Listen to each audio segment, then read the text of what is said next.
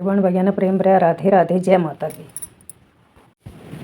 हमारे प्राचीन शास्त्रों के अनुसार दुर्गा देवी के 9 रूपों में से 7वां स्वरूप माँ कालिका है।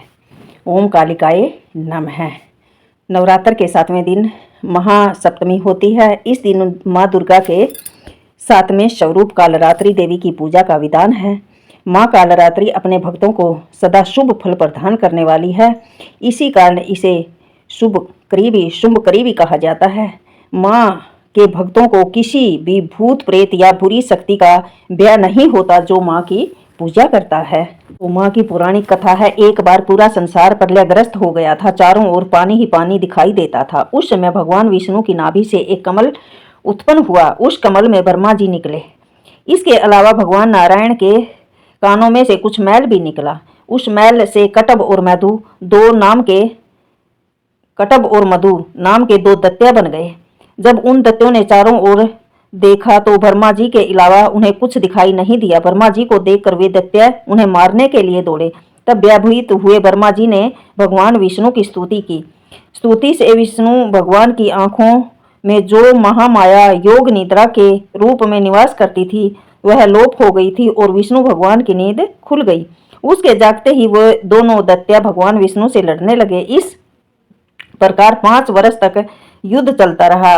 अंत में भगवान की रक्षा के लिए महामाया काली ने असुरों की बुद्धि को बदल दिया और तब हुए असुर भगवान विष्णु से बोले, हम आपके युद्ध से प्रसन्न हैं, तो जो चाहो वर मांग लो। भगवान ने मौका पाया और कहने लगे, यदि हमें वर देना ही है तो ये वर दो कि दैत्य का नाश हो। दैत्यों ने कहा, ऐसा ही होगा। ऐसा कहते ही महाबली दैत्यों का नाश हो गया। जिसने असुरों की बुद्धि को बदल दिया वह माँ काली थी। ओम दुम दुर्गाय नमः। श्री महाकाली महालक्ष्मी महासरस्वती ओम कालिकाए नमः।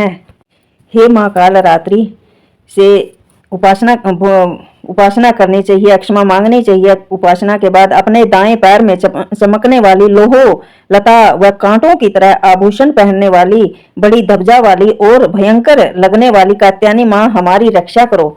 और उपवास के बाद माता को गुड़ का भोग लगाना से आने वाले शोक और आकस्मिक संकट से मुक्ति मिल जाएगी।